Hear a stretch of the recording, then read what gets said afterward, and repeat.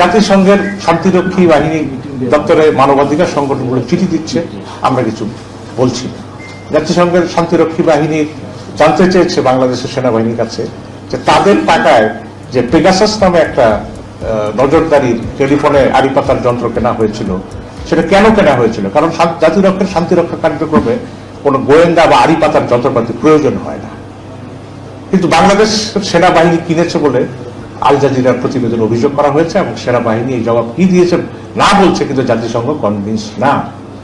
তো আজকে বাংলাদেশকে একটা অগণতান্ত্রিক দেশ হিসেবে চিহ্নিত হয়ে আছে, কিন্তু আমরা যারা ভেতরে আমরা চেঁচাচ্ছি যে আগুন লেগেছে, ফায়ার সার্ভিস আসো, কিন্তু ফায়ার সার্ভিস এসে থেকে কোনো আগুন নেই। তো আপনি আন্দোলনের বন্যী শিখা যদি আপনি জানতে না পারেন, তাহলে বিশ্ব বিবেককে আপনি জাগাবেন কিভাবে? আমার বলার মধ্যে কি দোষ আছে? আহমদ সাফা তো বলেছেনই, বিশ্ববিদ্যালয়ের সব পণ্ডিত বুদ্ধিজীবীদের কথা মতো যদি চলা যেত তাহলে বাংলাদেশ স্বাধীনই হতো না। যারা পণ্ডিত তারা ইতিহাস ব্যাখ্যা করেন, বর্ণনা করেন, পলিটিশিয়ান রাজনৈতিক কর্মী ওই ইতিহাসটা বদলায়। তো যিনি বর্ণনা করেন তিনি বর্ণনা করার মধ্যেই বদলাবার মানুষ আপনারা যারা রাস্তায় আছেন।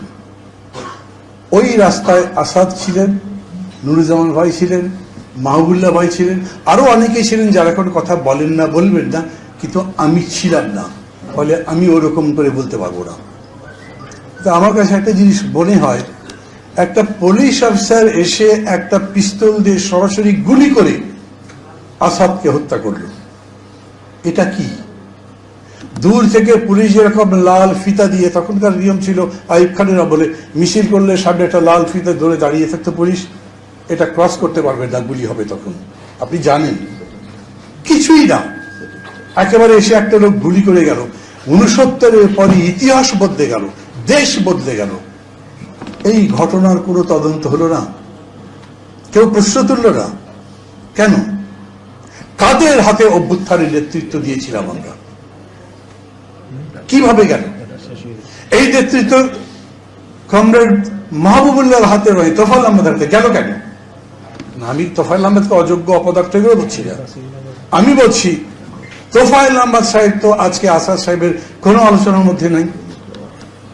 উনি কেন নাই? উনি থাকতে পারেন না, হয়তো তার মন আছে, তার সঙ্গে আমার ব্যক্তিগত সম্পর্ক খুবই ভালো ছিল, এখনো আছে, হয়তো মন আছে, কিন্তু আসতে পারেন না।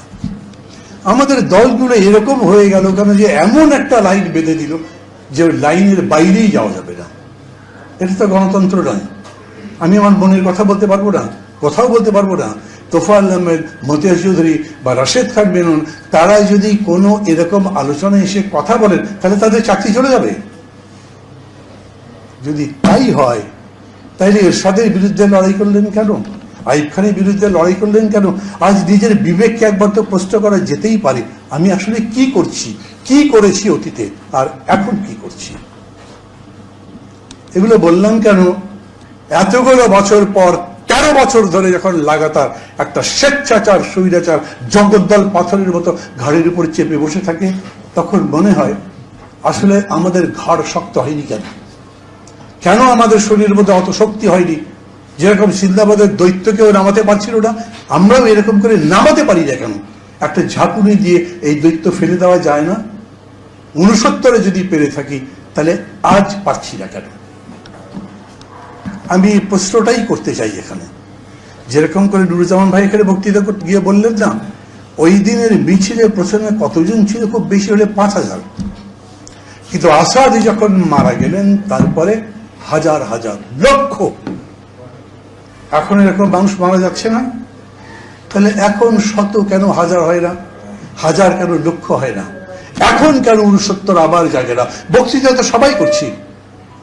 আমি মনে করি তারা সেই সময়ের চাইতে এখন রাজনৈতিক কর্মীর সংখ্যা অনেক বেশি, সেই সময়ের চাইতে নির্যাতন বেশি, সেই সময়ের চাইতে দল অনেক বড়।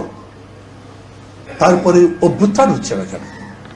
এত বড় বড় সব ঘটনা ঘটছে, বদলাচ্ছে না কেন? স্বপন বললেন না মাওলানা ভাসানীর কথা, আমি মাঝে মাঝে প্রশ্ন করি, কাউকে কাউকে করেছি, জবাব পাইনি। কারণ স্বাধীনতা ইতিহাসের পরতে পরতে আমি বলি অনেক প্রশ্ন তৈরি হয়েছে, সেই প্রশ্নগুলোর জবাব কেউ দেয় না। প্রশ্নগুলোর জবাব যারা দিতে পারেন তাদের যদি জিজ্ঞেস করেন তারা তার জবাব দেবেন না। আমি সেই প্রশ্নের মধ্যে যাচ্ছি না, এই কারণে অন্য কথাও সেটা বলেছি। আজকে যদি আবার সেটা বলতে যাই, তাহলে আজকের দিনে যা বলা উচিত সেটা বলবার মতো সময় আমার হাতে থাকবে না। আমি শুধু ভাবি, মাওলানা ভাসানীর কাছে শেখ মুজিবুর রহমান চিঠি লিখেছেন তার মুক্তির আন্দোলন করতে। এই এতগুলো বছর ধরে সেই চিঠি সমস্ত মানুষের মনে মনে যায়নি কেন? কেন মানুষ জানে না? মাওলানা ভাসানী আরো বড় বাপের নেতা ছিলেন, আরো বড় নেতা ছিলেন। আর তাই যদি হয়, তাহলে এই স্বাধীনতা আন্দোলনে অন্তত সমান মাপে দুটো ছবি থাকলো না কেন? এই প্রশ্নেরই জবাব আমাদেরকে দিতে হবে ভবিষ্যতে, বা এখনই। যদি না দিতে পারি, তাহলে আজও যে আন্দোলন তৈরি করতে চাইছি সেই আন্দোলন হবে না। যদি সেরকম কিছু আন্দোলন হয়ও, তার ফসল আমার আপনার কাছে আসবে না। পরিস্থিতি নিয়ে তো বিস্তারিত বলবার খুব কোনো দরকার নেই। ওরা আসাদকে স্বীকার করে না, মতিউর রহমান মল্লিককে স্বীকার করে না, ৬৯ অভ্যুত্থানকে স্বীকার করে না। তোফায়েল আহমেদ এখন কোথায় আছেন জানেন আপনারা? না, এখন কোথায় আছেন মানে হারিয়ে গেছেন, কিডন্যাপ হয়েছেন, গুম হয়েছেন, সেরকম বলছি না। কিন্তু the man who was the leader, যে মানুষটা সমস্ত গণঅভ্যুত্থানের এত বড় একজন নায়ক ছিলেন, উনি আজকাল দৃশ্যমানই নন। কেন? খুব বেশি বয়স হয়েছে। কিছুদিন আগে ছিলেন দিল্লিতে হসপিটালে, কবে সুস্থ হয়ে দেশে ফিরেছেন, কি করছেন ভালো করে জানি না। তার মানে ইতিহাসগুলো আস্তে আস্তে আমরাই গিলে খাচ্ছি। সেই ইতিহাস আমরা তৈরি করবার চেষ্টা করছি, যা ইতিহাসে কখনো ছিলই না ভালো করে, যা অস্পষ্ট ছিল, সেগুলোকে আমরা ইচ্ছা করে বড় করবার চেষ্টা করছি এবং দুনিয়ার সমস্ত মিথ্যা মিথ তৈরি করবার চেষ্টা করছি, যাতে জাতি বিভ্রান্ত হচ্ছে। আসাদ দিবসে আসাদের শহীদের উপলক্ষে, তার শহীদের উপলক্ষে স্মরণ করবার সবার মধ্যে আমি প্রথম বলবো যে আমাদের আজকেই সময় পেছনে ভালো করে ফিরে তাকানো, অতীতটা ভালো করে বোঝা। তখন বুঝবো আমরা বর্তমানে কোথায় দাঁড়িয়ে আছি, এবং সেখান থেকে দাঁড়িয়ে যদি দৃষ্টি ঠিক মতো সামনে প্রসারিত করতে পারি, দেখতে পারি, তাহলে ভবিষ্যৎ সেরকম করে নির্মাণ করতে পারবো। কালকে একটা ঘরোয়া আলোচনা ছিল আমাদের, 5টা সংগঠন মিলে ওখানে গেছি। একটা দল ডেকেছে, নামও বলতে পারি, বলার দরকার মনে করছি না। বক্তৃতা করবার সময় একজন একটা কথা বললেন, 69-এ মানুষের চোখে স্বপ্ন ছিল, কিন্তু আজ মানুষের চোখে স্বপ্ন নাই। 69-এর স্বপ্ন ছিল সোনার বাংলার, সেটা মরীচিকা হোক, সেটা সোনার হরিণ, কিন্তু স্বপ্ন ছিল এত টাকা করে চাল খাবো, এত টাকা করে আটা খাবো, এত টাকা করে কাগজের দাম হবে, বাংলা সোনার বাংলা হবে। সোনার বাংলার স্বপ্ন তো ছিল আমাদের চোখে, মানুষের চোখে চোখে, মানুষের মনের মধ্যে সুজলা সুফলা শস্য শ্যামলা সোনার বাংলা। আজকের স্বপ্ন কি বলেন? আজকে জহিরুদ্দিন স্বপন বক্তৃতা করবে, বেগম জিয়া যে স্বপ্ন নিয়ে আপনাদের সামনে দাঁড়িয়েছেন সমগ্র জাতির ঐক্যের প্রতীক, সেই স্বপ্ন নিয়ে লড়াই করবেন। কিন্তু আরেকজন বলবে, ক্ষমতায় তো ছিলেন, অতীত কি হয়েছে, এখন কি হবে, ভবিষ্যতের দিক দর্শন বলেন। শাহজালাল বিশ্ববিদ্যালয়ের ছাত্ররা অনশন ধর্মঘট করছে, মারাও তো যেতে পারে কেউ কেউ, অথচ সেই পরিস্থিতির মধ্যে উপরে চলে আসো একবারে মিছিল মিছিল করবে। ডাক্তার বিবি নূর, আমি বলে দিই, না হলে উনি ঢুকলেন একদম মানে কি বলে বক্তৃতার ফাঁকে নজর এড়ালো, তাহলে তো ভালো দেখা যায় না। নিশ্চয়ই উনি এরপরে বক্তৃতা করবেন।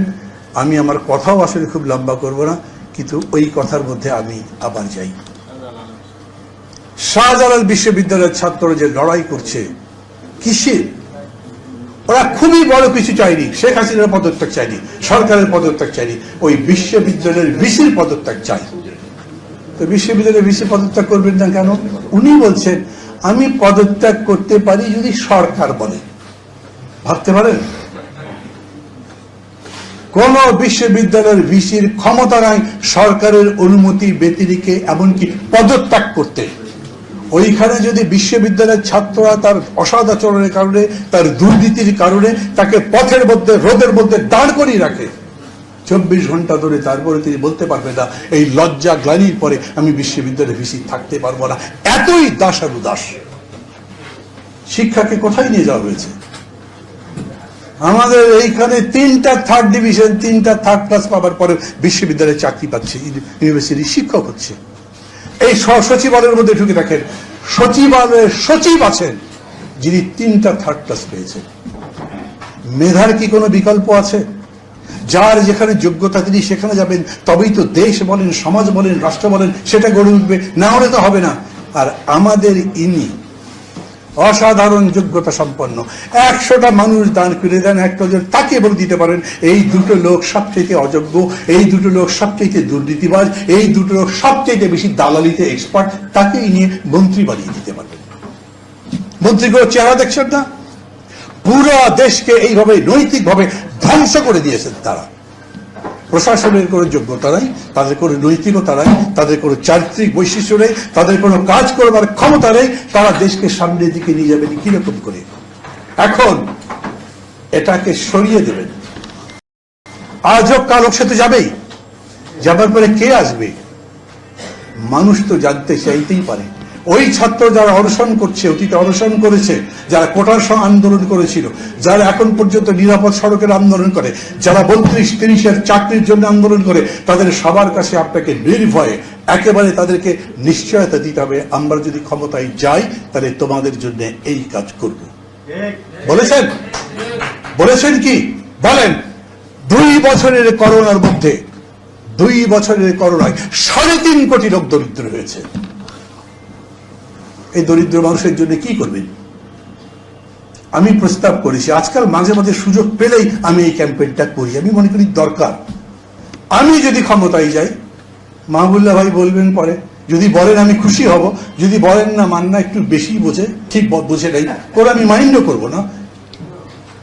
আমি বলছি আমি যদি ক্ষমতায় যাই তাইলে 6 কোটি মানুষকে, একদম নিচে থেকে শুরু করে দরিদ্রের উপর দিকে যারা যাবে, 6 কোটি মানুষকে 1000 টাকা করে প্রতি মাসে দেবে। ভয় পেয়ে গেলেন নাকি?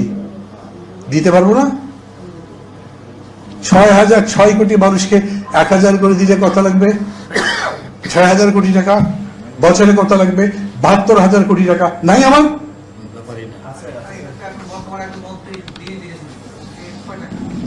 বছরে সরকারি হিসেবে ব্যাংক এবং ফাইন্যান্সিয়াল ইনস্টিটিউশনের মাধ্যমে যে টাকাটা বিদেশ চলে যায় সেটা 70,000 কোটি টাকার কম নয়। আমি 72,000 কোটি টাকা দিতে চাইছি। আমি একই সঙ্গে বলছি দরিদ্র জনগোষ্ঠীর জন্য শিক্ষা, চিকিৎসা বিনা পয়সায় দেব। কত টাকা লাগবে? আমি হিসাব করছি, খুব বেশি যদি হয় 50,000 কোটি টাকা লাগবে।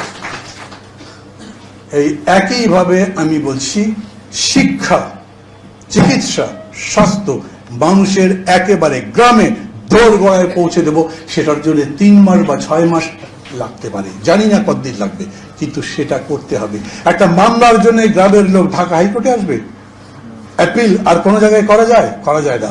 একটা ভালো চিকিৎসা কোন মফস্বল শহরে করা যায়, বড় কোনো শহরে করা যায়, এই মানুষগুলোর কথা বলবেন না, অথচ তাকে জীবন দিতে, রক্ত দিতে বলবেন, তা হবে না। এই জন্যই আমি বলছি, আমি আমার মতো বুঝি, মাহবুবুল্লাহ ভাই আমার চেয়ে অনেক ভালো বুঝেন, যারা বামপন্থী আছেন তারা আমার কথা মানবেন না, তারা বলবেন না সমাজতন্ত্র দরকার। আমি বলি কল্যাণ রাষ্ট্র করতে হবে। কেন? যা যা বললাম সবই কল্যাণ রাষ্ট্রের মানে কি আরো বড় বড় করে বলতে পারবেন, লন্ডন স্কুল অফ ইকোনমিক্স কিরকম করে সেটা ব্যাখ্যা করে তারা বলবেন, কিন্তু আমি সহজ কথাই বলতে চাই, রাষ্ট্র বা সরকারের কাছে টপ প্রায়োরিটি হলো জনগণের কল্যাণ। আপনি যখন বাজেট বানাবেন সেই বাজেট দেখে আমাকে বুঝতে হবে যে জনগণের কল্যাণের পথটা এখানে বড়। আপনার যত অর্থনৈতিক কর্মসূচি দেখে বুঝতে হবে যে জনগণের কল্যাণের লক্ষ্যটা এখানে সবচেয়ে বড় করে আছে। ঠিক একইভাবে শিক্ষার্থীদের জন্য আমি এই রকম ভাতা ঘোষণা করার পক্ষে। ভাই আমি আবার বলি, কোনো ক্রেডিট নেওয়ার চেষ্টা করছি কিন্তু এটা আমি বলছি যে এই কর্মসূচি যদি এর চেয়ে ভালো হতে পারে, বিএনপি ক্ষমতায় যাবে বলে তো আশা করে, তারা বলুক, তাই চাই আমি। যেরকম করে স্বপন বলল যে মাহমুদুর রহমান মান্না বিএনপির বড় বন্ধু বলে সরকার চিন্তিত, আশরাফ বিএনপির বড় বন্ধু বলে সরকার চিন্তিত, আমি বিএনপিকে বন্ধুই ভাবতে চাই। আমি মনে করি আমি যে কথা বলছি সেটা যদি ঠিক হয় তাহলে বিএনপি বলবে হ্যাঁ আমরা ক্ষমতায় গেলে এগুলো করব। যদি আমার কথার মধ্যে কোনো কিছু কম থাকে তাহলে তার সংশোধন করবে, করে বলবে আমরা ক্ষমতায় গেলে এটা করব। বিএনপির সঙ্গে কেন, কারোর সাথে আমার কোনো শত্রুতা নেই। এত জীবন দিয়ে রক্ত দিয়ে আসাদ দিবস আলোচনা যখন করছি, তখন এই সমস্ত শহীদদের কথা স্মরণ করবার পরে আমি যদি বলতে না পারি যে আমি ক্ষমতায় গেলে এই দেশ বদলাবো, তাহলে লড়াইটা করছি কেন, রাজনীতি করছি কেন? বারাক ওবামা যদি বলতে পারেন ইয়েস উই ক্যান, তাহলে মাহমুদুর রহমান মান্না বলতে পারে হ্যাঁ আমিও পারি, সোনার বাংলা বানাতে পারি। গায়ের জোরে বলছি, গায়ের জোরে বলছি এই কথা। আমি আবারও বলছি, অর্থনীতিবিদ যারা আছেন তারা বলুন এই দেশ আরো উন্নতির সোপানে নিয়ে যাওয়া সম্ভব কিনা। আবার আমি প্রশ্ন করছি রাজনৈতিক দলগুলোর কাছে, যদি এটা করা নাই যায় তাহলে রাজনীতি করছি কেন? এখন কেবল এই সরকারের বিরুদ্ধে সমালোচনা করবার জায়গা আর নাই। জানেন, মানুষ আছে একটা লোক বোধহয় পাবেন না যারা সরকারের পক্ষে বলে। কয়েকটা চামচা ছাড়া, কয়েকটা বেনিফিশিয়ারি ছাড়া, যারা ওদের কাছে সুবিধা পেয়েছে তারা ছাড়া কেউ সরকারের পক্ষে বলার মতো নাই। আপনি বক্তৃতায় সরকারের সমালোচনা করে যে খুব হাততালি পাচ্ছেন সেটা মনে করবেন না। মানুষ জানে এই সরকার খারাপ। মানুষ তো আপনাকে জিজ্ঞেস করছে ভাই যায় না কেন, ফেলতে পারবেন কবে? আর ওই কারণেই মানুষ দেখছে যখন আমেরিকা স্যাংশন দেয় মানুষ খুশি হয়। মানুষের সাহস বেড়ে গেছে না? র্যাবের মতো শক্তি, আরে বাবারে, চীনের মতো ছো দিয়ে মানুষ দিয়ে চলে যায়, র্যাব এরকম করে মানুষ দিয়ে যায়নি। কিন্তু আমি একটা কথা বলি, র্যাব যত মানুষ এরকম করে গুম খুন করেছে তার চাইতে বেশি রেকর্ড কিন্তু পুলিশের। আর র্যাবটা কি? RAB is an elite force. এটার মধ্যে আর্মি আছে, এর মধ্যে পুলিশ আছে, অন্য জায়গা আছে। তার মানে র্যাবকে যদি জাতিসংঘ মিশন থেকে বন্ধ করে দেওয়া হয় তাহলে প্রায় সমস্ত জায়গা থেকেই আমাদের শান্তিরক্ষী মিশন যাওয়া বন্ধ হয়ে যাবে। চাপটা কত বড় হবে? তার মধ্যে জিও পলিটিক্স আছে। এখন বাইডেন মনে করছেন সবচেয়ে বেশি করে রাশিয়াই বড় সমস্যা দেখা দিয়েছে। তার আগে মনে করতো চায়না সাউথ চায়না সি সবচেয়ে বড় সমস্যা, মনে করে চায়নাকে ঠেকাতে হবে। তার মানে বাংলাদেশ এখন ভূতাত্ত্বিক ভাবেই, মাফ করবেন, বাংলাদেশ এখন ভৌগোলিক ভাবেই সারা বিশ্বের কাছে অনেক বেশি জরুরি হয়ে দাঁড়িয়েছে। এখানে কোনো ব্লাইন্ড চেক দেবার কথা বলছি না, but we must take advantage of this. আমরা ডেমোক্রেসির জন্য লড়াই করছি, গণতন্ত্রের জন্য লড়াই করছি। একটা স্বৈরাচারকে সরাতে চাই, লুটেরা, দুর্নীতিবাজ, দুশ্চরিত্রদের, মিথ্যাবাদীদের সরিয়ে দিতে চাই। তার জন্য লড়াই করব এবং সেই লড়াই আমার অনুকূলে আসবার পক্ষে বাতাস তৈরি হয়েছে। অতএব বৃহত্তর ঐক্যের কথা যখন বলে বিএনপি, খুব ভালো লাগে। আবার আমি বিএনপির নেতাদের বলি, ভাই খালি বক্তৃতার সময় বলেন, কই আমাকে তো ফোন করে একদিন বলেন না যে আসেন একটু বসি আলাপ আলোচনা করি কেমন ঐক্য করা যাবে। ওনারা বলেছেন সেটাও ভালো, বড় দল একাই করবেন, লাগবে না অন্যদের, আপনারা যুগপৎ করেন। তখন আমি বলছি যুগপৎ করার আরো যারা যারা আছে সবাই বেলেন, কিন্তু পথে নামতে হবে যদি নিজেদের অধিকার প্রতিষ্ঠা করতে চান। যে কর্মসূচি বলবেন এখন যে আগামী দিনে আমরা যারাই যেভাবেই ক্ষমতায় যাই, আমরা ক্ষমতায় গেলে জনগণের এই সমস্ত কর্মসূচি বাস্তবায়ন করব। একটা সোনার বাংলা নাম বলেন, একটা বাংলাদেশ স্বাধীন বলেন, এখানে একটা গণতন্ত্র কল্যাণ রাষ্ট্র বলেন, সমাজতান্ত্রিক রাষ্ট্র, যে নামে বলেন, জনগণের কল্যাণের জন্য সেই রকম সমৃদ্ধ সুখী একটা দেশ বানাবার জন্যই আমাদের লড়াই হবে। এই প্রত্যাশা নিয়ে আমাদের লড়াই করা দরকার। আমি মনে করি আসাদ লেনিন হতে চেয়েছিলেন, নাকি স্টালিন হতে চেয়েছিলেন, মাও সেতুং, চে গুয়েভারা কিংবা যত বড় বিপ্লবী হওয়ার চেষ্টা করেছিলেন, মূল চিন্তাটা সবার হচ্ছে জনতার কল্যাণ, দেশটাকে এগিয়ে নেওয়া, দেশের ভালো করা, একটা সাম্যের দেশ প্রতিষ্ঠা করা। নাহলে সারা বিশ্ব তথা বাংলাদেশ যেরকম করে বৈষম্যের সাগরের মধ্যে ডুবে যাচ্ছে, তা থেকে উদ্ধারে আমাদের ওটাই একমাত্র পথ।